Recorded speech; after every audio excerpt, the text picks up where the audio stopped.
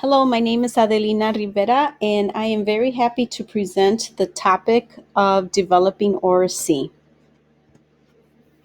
If a child has never heard the word, the child will never say the word. And if you have never heard it nor said it, it's pretty tough to read it and to write it. If we think about how our first language develops through a series of stages, we realize that children start saying and repeating words that they hear first. This means that listening is the beginning of oracy development. Research has shown that oral language is a vital component to students' language acquisition and has been discovered to be a key to children's literacy development, particularly in reading. Fostering oral language is crucial for student success. Making sure students are given time to focus on their oral skills is critical throughout the day, especially our EL students. It is necessary that students hear the target language for them to be able to be motivated to increase proficiency and understanding, which is why I am excited to share this information with you. It is important to provide as many opportunities as we can for students to hear the words we want them to use in oral responses, to comprehend when they see them in text, and to incorporate them into their writing. Because their students' language development varies greatly based on experiences they have formed from their home environment, we need to level the playing field in the school environment by providing shared learning opportunities for everyone. Here is what we will cover in today's presentation. I will offer some research information regarding oracy. We will go over language functions and focus on asking questions, describing and comparing and contrasting. And then I will give a brief summary on how to provide an environment that allows for the development of oracy. Oracy can be thought of as an action. It is what we do. In other words, students' oral language develops the more opportunities they have to use language for a variety of purposes. Students learn so much about using language when they actively participate in purposeful and intentional activities that involve and challenge them. I hope that activities that I share with you today help to add to what you already do with your own students. I read somewhere that oracy must be a focus of teaching and learning for the sake of social equity. So, in education, speaking is a huge priority and it is one of the biggest indicators of success later in life. When we build in oracy activities, we are not just teaching students how to talk, but to learn through talk. In fact, something I really appreciate about the Common Core standards is that they've included a speaking and listening standard. For example, in kindergarten, there's the SLK1, which states that students will be able to participate in collaborative conversations with diverse partners about kindergarten topics and texts with peers and adults in small and larger groups. In fifth grade, the focus is communication and collaboration, right? So it's the task of collaborating with their peers, but in a one-to-one in groups or teacher-led discussions on fifth grade topics. Oracy is talking, right? Discussing, the process of listening to someone speak and then making a response. But in order for students to navigate throughout the school day and engage with multiple content for different purposes, they need to be aware of how they use language. So I want to talk a little bit about language functions. Before I begin, I want to point out that some of the resources I am using for this presentation were taken from kindergarten curriculum and materials. For those of you that teach a different grade level, please think about how you would modify the activities to meet your students' developmental needs, because I still believe that the strategies presented here can still apply to higher level grades. As you know, the literacy units are usually written and have a target for oracy and identify specific language functions, especially when there are EL scaffolds and language development opportunities. And language functions are how we use language for different purposes. Today, I want you to think about how Oracy could and should be embedded organically throughout the day, remembering to take advantage of any opportunity to naturally add in an Oracy moment. It's not something we have to think about, okay, from 9 to 9:20 is when I'm going to do my oral language development. Just like when we take advantage of those teachable moments, we definitely want to increase students' active engagement with oral language. So these may be things that have students repeat a question or a statement, counting objects out loud, saying a chant together, etc. The more we encourage students to participate and practice with these skills, the better they can process information, ask for clarification, share what they know, and reach higher learning cognitive skills like inferencing or comparing and contrasting. There are many ways we use language in order to communicate. It all depends on the purpose and the context at that time. As the concept of embedding oracy throughout all content areas may lead to the question, where do I start? Today, we are focusing on three language functions: ask questions, describe, and compare and contrast. When you focus on these three functions, you will be teaching your students how one language function has a purpose across multiple content areas. This connection is essential for critical learning. The way we present these language functions for you today will be in a structure of an overarching umbrella, then offer examples of how we can embed the function in different methods or ways. The last step would be then to show you how that may look in the different content areas. As teachers, we know how important it is to develop curiosity and motivate students to engage in a lesson.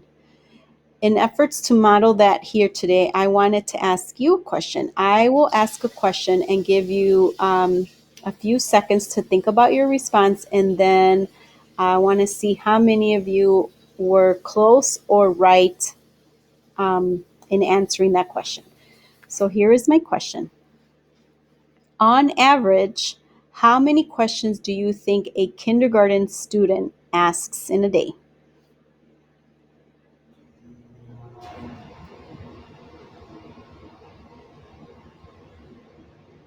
Are you ready?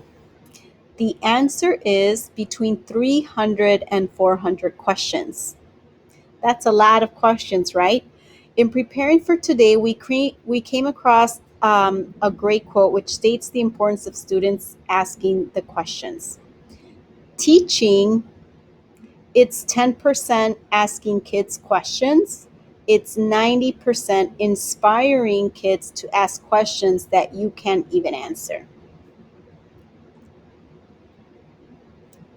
So Albert Einstein is synonymous with being a genius, and as you can see from this quote, he valued asking the right questions so much that he'd spend 55 minutes of 60 minutes given to ask the right questions first before solving a problem.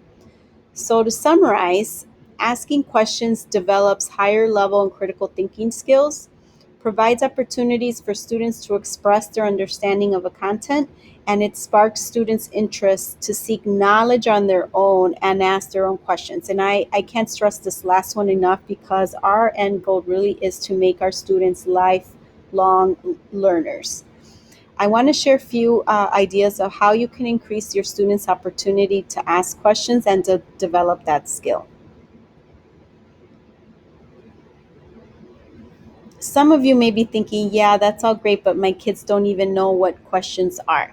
So we can scaffold their ability to ask questions by going over the question words. So posting an anchor chart like these you see here with visuals will be helpful to our students. You can also give them the start of a question you want them to practice. So giving them those sentence starters. You can also model asking questions. Finally, as students share questions out loud, right, they're practicing that oracy, you can write them out for them. Shared writing opportunities connects nicely to oracy activities in all grades. Students benefit from seeing the relationship between oral language and the written word. I remember when I had a second grade classroom, I would say to my students, if you can say it, you can write it. We're not talking about spelling, but just writing out what your thoughts are. Something else I want to point out in the importance of providing visuals or question words charts is that, let's say that I am an English learner, and my first language is Spanish, and I look at the English chart here. Those words with W beginnings look very similar to me. So for me, I would look at all those words and I wouldn't know what each of them is asking. So having that visual to go with the question kind of helps me add that contextual meaning that I need. And the same would be for students that are learning Spanish as a second language. If you're in the dual language setting and you're learning las, las palabras de las preguntas, you're looking at the words that start with C and words that start with Q, like quién y qué, and you have to know what's the difference between those words, which may look and sound very similar to you. A great way to introduce asking questions is to show students that they already know how to do this. They do this all the time, right? For example, if you look at this picture, I think it's fair to say that our students have some experience with eating pizza, right? Um, I would tell students, look at this picture. I want you to turn and talk and think of all the questions you can ask me about pizza. So let's start with what. If I am asking a what question, I would ask, what kind of pizza are we ordering? And then I would ask my students, what questions do you have? And I would list those questions. They might come up with, what is your favorite pizza? What goes in a pizza? Then I can go to another type of question word like when or where or why. Um, where are we going to buy the pizza from? Who's going to pay for the pizza? So we might not have to go down the list of the question types. You might want to leave it open-ended so that you can hear the level of questioning your students already use when they're asking questions. And then you can think about which question words they need more practice with. So what are some of the questions you think your students might come up with? You may be surprised the questions students do come up with. One time I had a student who asked, who made the first pizza? That is a great question to post. And then these questions might lead into some research or some study related to that topic, right? Once you've shown your students that they know how to ask questions, it's important to make it a routine and part of their learning. And it can be during morning meeting or before a content specific subject like animal habitats, community, or weather. If you're reading a story, you can show a picture from a big book to get them thinking. If you have older students, you may find a great picture from National Geographic. I know that they have a section of riveting photos from historical moments or interesting animals or uncommonly known places around the world. So that's a great resource to go to. Another thing to remember is that students can repeat questions after you. This would be especially important for students who are at the lower proficiency level of language.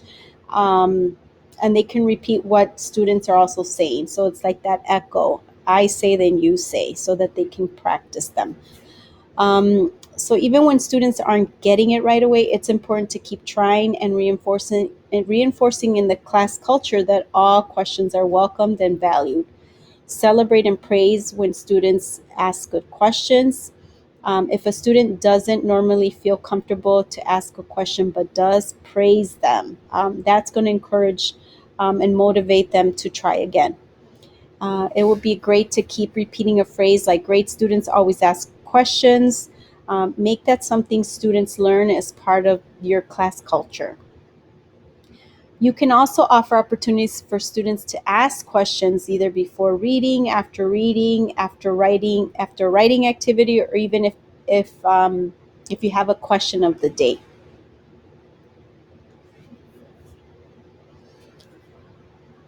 Another way to develop student skills with asking questions is to model what questions sound like, but asking them questions. So you can do this indirectly with a fun read aloud. So like stopping to check for comprehension. This is a Common Core standard RLK1 with prompting and support. Ask and answer questions about key details in the text. Students quickly catch on to those in the text type questions, right? These are the questions that doesn't require inferencing who, what, when, and where. These type of questions are those right there type of questions. For example, who is the character in the story? What was the boy's name? What was the problem of the story? When did the story take place? Actually, that might be a little bit inferencing, right? Looking at the clues of when. What we need to model, however, is that next level questioning, which is about the text type questions. These can be challenging to all students, but it's because they aren't exposed to them. These questions ask why, how, and how do you know? So, for example, going back to the when does the story take place, somebody can say in the winter. It's like, how do you know? Then students might say, I know that the story Snowy Day takes place in the winter because the student is using winter clothes to go outside. It's cold, and I know that there's snow in the winter where I live. But I'm thinking of questions like, is this book fiction or nonfiction? What's the difference between fiction and nonfiction? Could this story really happen? What do you think Peter was thinking when he put the snowball in his pocket? What was your favorite part of the story? We really want our students to not only be able to answer these types of questions, but also start asking this level of questioning. So this is what we would consider a thick question, right? Those that are kind of open-ended and involve more reasoning and higher level thinking.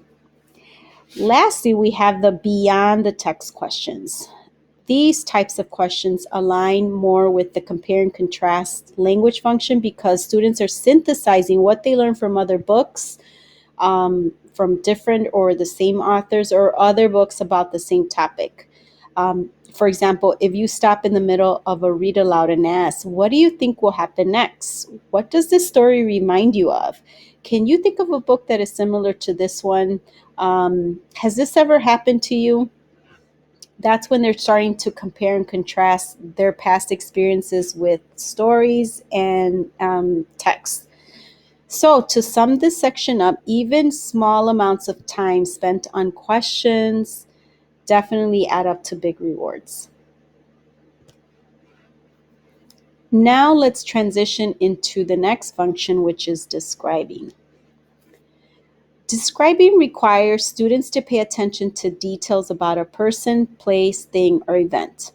Students are not able to compare items or objects until they can describe them independently.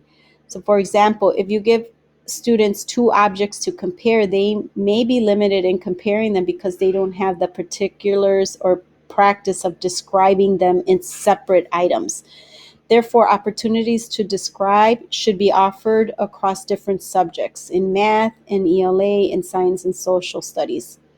So in the next couple of slides, I will review how Oracy can be embedded into different content areas, as well as how you can focus on one of these academic language features while describing. So here's an example from English Language Arts. These pictures were taken from a ReadyGen Unit 4. The book is called Just Like Grandpa. So during a book walk, you would show your students a picture that you're going to read and let them know that you want them to describe what they see using specific words. So you might post up a word bank. You might, share the sentence stems so that they can get started. And you want to be clear on sharing with them and telling them what they're doing, right? So we might start with saying, today we're going to practice describing what we see in a picture, and there are no wrong answers. So what do you see in this picture? Most likely your students would just list items, and that's okay. If this is what you're noticing, you would have them tell you more, like adding a color word before the item they list. So I would write down the words that they're listing. Like they would say, oh, I see a man, a boy, a tree, an apple. So I would go back then and show them the list and tell them that they're going to improve on what they saw in the picture by adding a word that describes. So someone said they saw a boy. I would ask, how can you be more specific? What kind of boy is this? I would say, oh, I see a young boy. I would write the word young before the word boy, young boy. Let's try another one. Someone said they saw a tree. How can we make that more specific? Oh, I see a big tree. So for now, accept all answers as if it's an adjective. So later on, um, you can use the word to use how to, let's say if I have students that are in second grade and older, I'm going to use those simple adjectives and maybe then teach them how to use a thesaurus to expand on those adjectives and make them even more specific or more particular to what I'm describing. So then the next one could be like, I see an apple tree. I see a huge tree. I see a growing tree. So just having students see that when they're describing, they're sharing with specific details what they see and maybe something particular about that object or person that they see. Another example, if you want to continue maybe focusing on beyond just adjectives, is ask them to tell you what they see in the picture and then pay attention if they are using color now. So now that you've done that before, and see if students are applying it for the next time you're reading a book. Have them practice with adding numbers or sizes. And if they're not responding in a complete sentence, remind them to use the sentence stem. I always say that we give students a sentence stem, but we're not holding them accountable to using them. It's like we never gave them that sentence stem. We want students to use sentence stems because our goal for them is to not speak in single words or phrases. We want them to speak in complete sentences, because as students develop in language proficiency, the WIDA rubric says that complete sentences is already at that stage, level 3 of developing. So if they're there, we want to expand that by adding adjectives or prepositional phrases, now expanding them to the next level. Okay, so let's look at this picture, friends. What do you see? And then students can maybe tell me, I see a boy. And then maybe I want to tell them, well, what is the boy doing? I see the boy is feeding the chicks. All right, so what else do you see? I see a grandpa. I see an old man. What is the grandpa doing, or what is the old man doing? Oh, I see the old man holding a bucket. I see an old man looking at the chicks. I see an old man feeding the chickens. So always going back to like expanding, right? What do you see describing? Start with those adjectives. That's just modifying what they see and then adding to what are they doing. This is how we're expanding language and being more specific. And the more you do this throughout your lessons, the better students will get at that. And then that is going to then transition into their writing. So you can set specific goals as the year is progressing.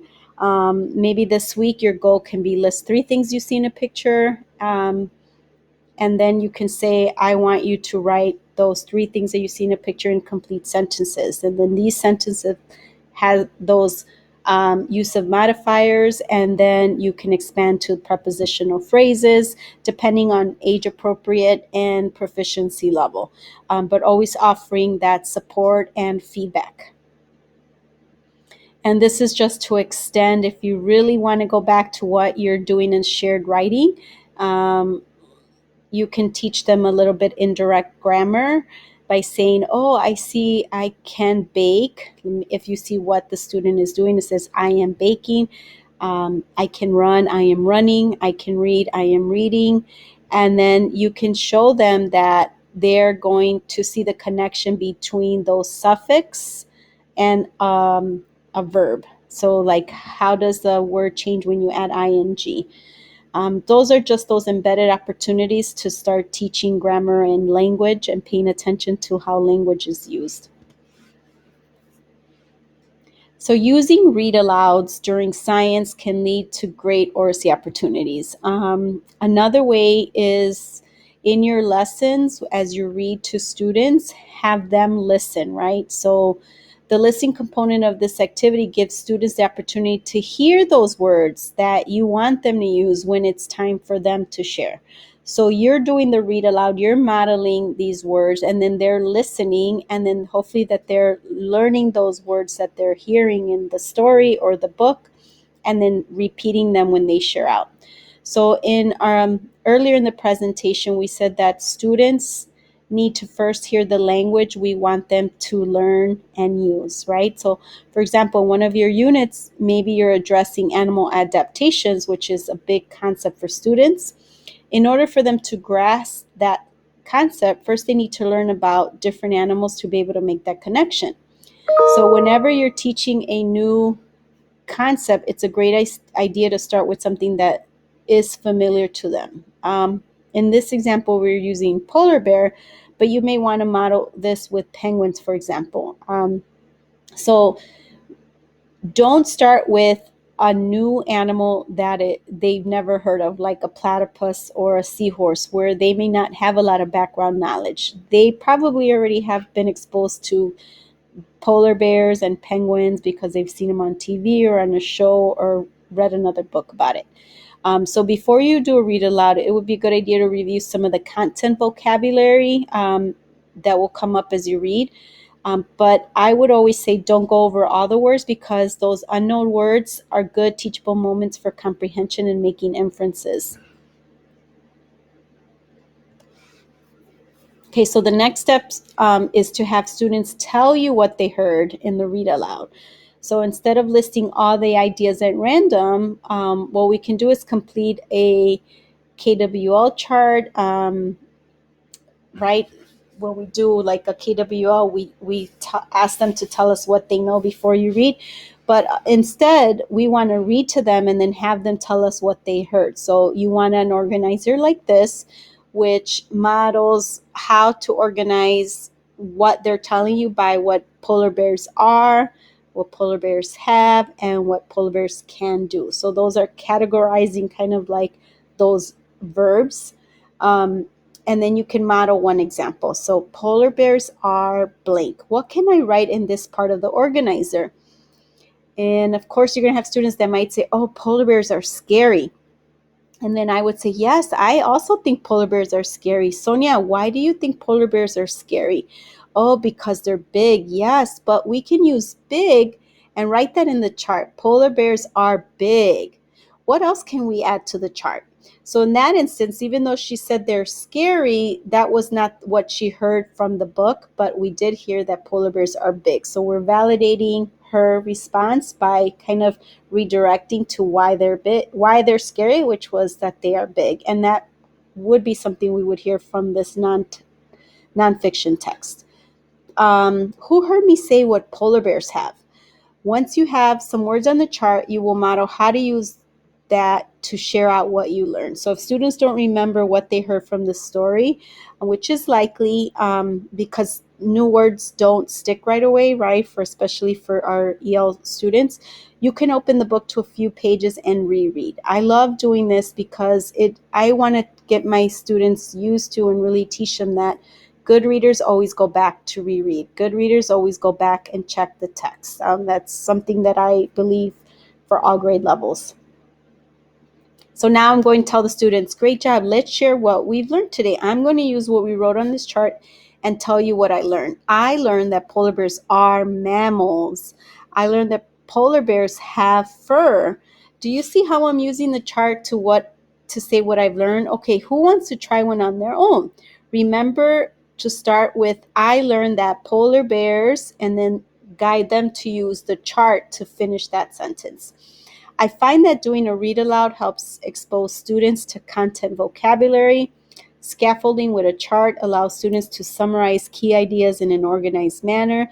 Then you can use that to have students practice oracy. Guess what? This will then transfer to student writing, right? Which is the hardest domain to develop. So if you want to try this as an oracy strategy, just remember, introduce the vocabulary, as you do the book read aloud, stop intermittently to complete the chart. Model how to use the chart to share what they've learned, and then have students echo your sentence or invite them to try on their own. You can also do a read aloud for a fiction book. Choosing a story that connects to content could be helpful in developing academic vocabulary, or at least allows practice for students to understand that letter sound correspondence. So, for example, I'm going to read a page from this Henry and Mudge book. When Henry got dressed to go outside, there wasn't much of Henry to see. He wore snow boots, snow pants, a snow jacket, snow mittens, and a snow scarf. He also wore a snow mask that let only his eyes and mouth show. That is just one page, and it already lists all the names of the winter clothes needed to go outside when it's cold and snowy. If you read this book before reading and learning about polar bears, you can then make a strong connection between needing to adapt to the weather and the conditions outside. So then I can tell students, well, what can we go outside with shorts on? No, because it's cold. So why do you think polar bears can go outside without clothes? And say, what do they have to keep them warm, and making that connection. After doing a read aloud for a story, you can have students retell their favorite part or use the 5-finger retell to share the story, which, as you can see by these illustrations, would include the character setting, beginning, middle, and end events. Okay, this is probably one of my favorites. What you do is have a journal with different lines that you scribble on each page. And I know Teachers Pay Teachers has multiple activities like this. Students then create a picture from the lines they completed, right? So I used to enjoy seeing my students come up with different things for that same line.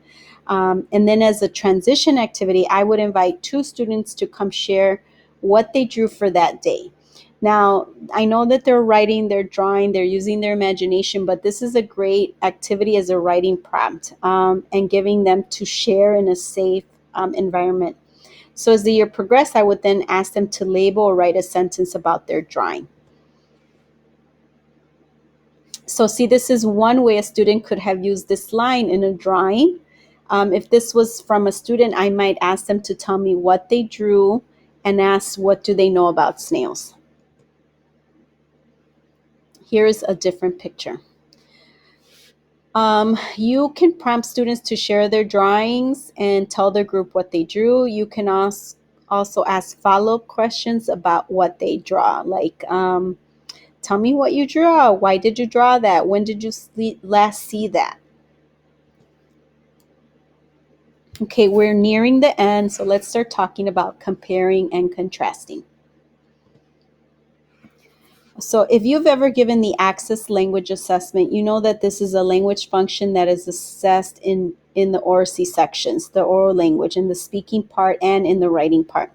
And it's done and seen across the content area. So in math, one of the Common Core standards is to describe and compare measurable attributes. So students are asked to compare shapes, sizes, colors when they're sorting objects. They also might have to compare height, for example. In social studies, students are asked to compare and contrast cultures, traditions, communities, and workers. So in the next few slides, we're going to look at examples of using compare and contrast in different content areas to develop that language of compare and contrast.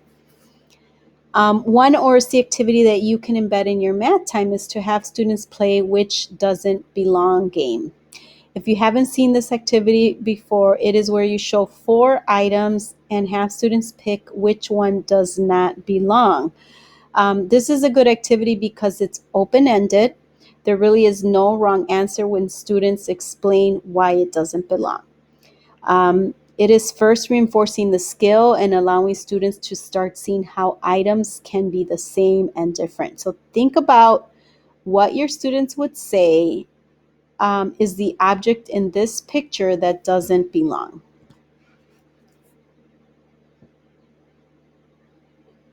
So the first one that stands out is the big square, right? Maybe some of you said that the first one was the blue square. So it's great when students identify what doesn't belong, because you get to see what are they noticing. You want to make sure students are using that targeted language, and it could be like the blank doesn't belong. The blank doesn't belong because the reason I chose blank is because, or blank is different from the rest because. So hearing them practice those phrases needed to compare contrast is important, right? We don't want to say the blue one doesn't belong. Okay, so then to say the blue square doesn't belong because it's the only one that is not orange. So hear how that is expanded and complex. We want to support our students to start reasoning and explaining their thoughts that way. Okay, here are other examples you may find online, but you can create a few of these on your own. It really doesn't take much. So just think about the categories and the features you want them to consider, whether it's shape, size, color patterns, use and function, or where it belongs. So these I found online. The first one relates to fruits, colors, um, and shapes. And then the student can say the broccoli doesn't belong because that's the only thing there that can be cooked, right? So that's talking about function, not just color, right? Because then that one would be yellow if they were seeing just the color. So that would be interesting when you start getting different students start challenging themselves and finding something that their peers are not going to say is the item that doesn't belong. So this builds critical thinking skills, and especially when we want students to explain their thinking in complete sentences, definitely builds that higher oracy. So this is what we see sometimes when students are getting tested for those gifted programs, right? You can search for all kinds of pictures online. I encourage you to try these and see what happens.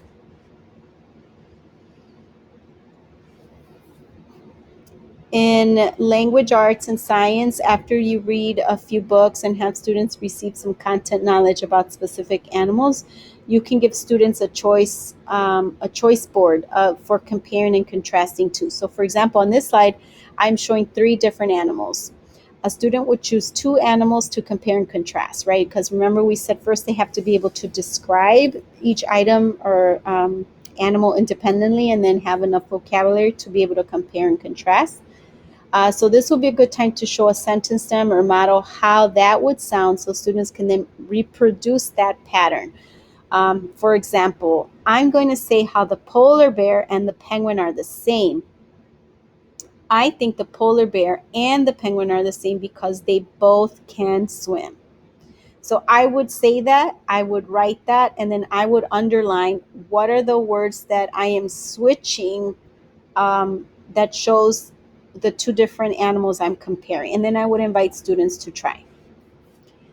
This is a good example of how you can support students in using the right terms for either comparing or contrasting. The Venn diagram lists those signal words that you want students to use when they're comparing.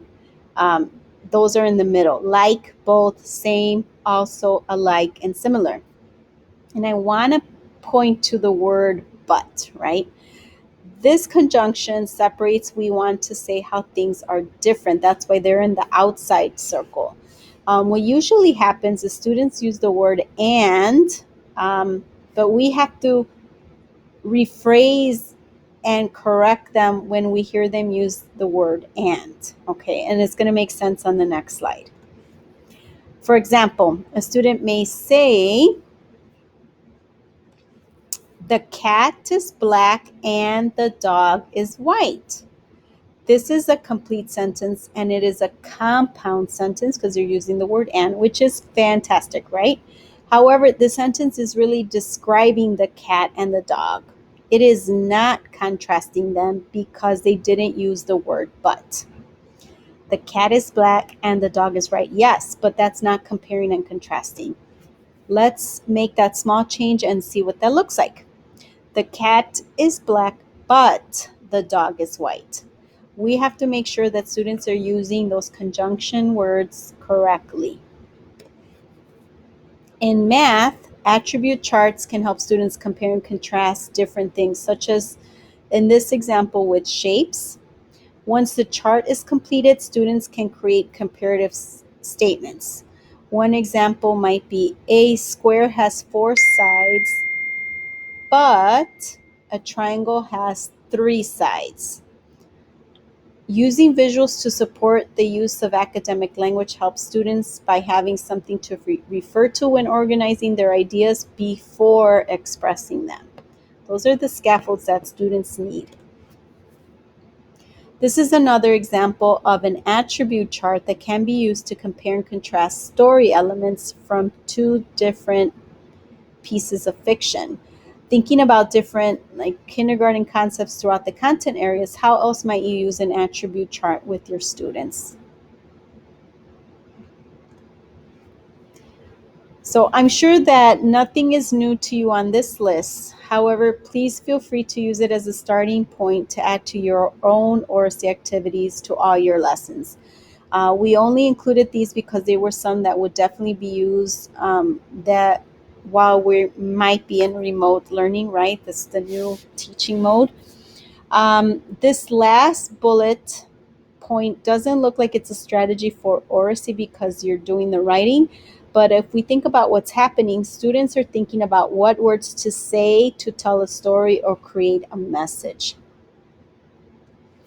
So using wordless books or pictures like these of the little red hen give students an opportunity to think about who's in the story, explain and describe the events in the story, and possibly think of dialogue. So if you use a true wordless book, you can have students make up a story as the book progresses. So I know that Reading A to Z has some wordless books you can use to get you started.